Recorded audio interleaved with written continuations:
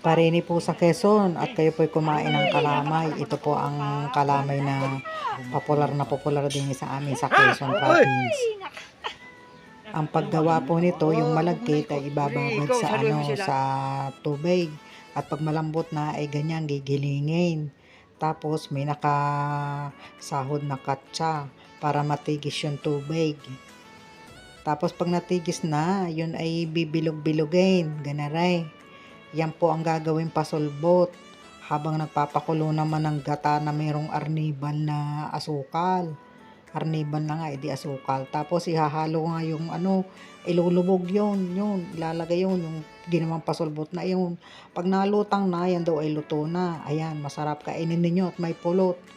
Yan ho yung asukal at saka yung gata. Kasarap niyan ay santan.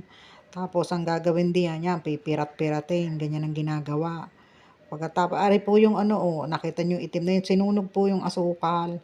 Tapos yan, ganyan. Gagawin naman nilang pulit yan. Tapos mamaya ilalagay na nga yung pasulbot para yun ang gagawing kalamay. Ayan ho, inilagay na. At ang kailangan na rin ay dalawa ang maghahalo. Yung isa ay nakikisali lang ang tinatanggal mga braso masusunog. Kailangan na yung malalakas ang mga braso. Para yan ay dahil yan. Tsaka pati pag mga wala pang asawa. Pero napakasarap naman ho. Hari pa, tinan yan, pahirap na ho ng pahirap yan. At pagkaga na rin ay nako, yan na nga kalamay. Ay kalamay na nga, Hindi ka na rin, sabi nga hindi na yung kalamay. Ibig sabihin maganda ang texture kapag kaganyan. Yan, may gahong kaunti, yan ay hahanguin na. Kasarap na rin Ginagawa pa. Pagka gana rin papas ko, ay popular din sa amin sa Quezon.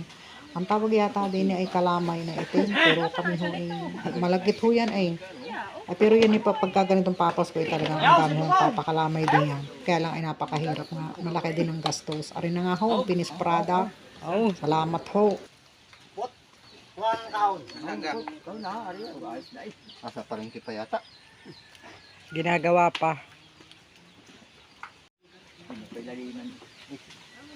Kortina pa. Nasa na siya nito? Lagi sa kapatid ka, no? Yeah, opo. Ano ay ito eh. Ayaw, si Bubong! Ni Kuya. Kaya, Tawa si Mateo eh. Isa pa.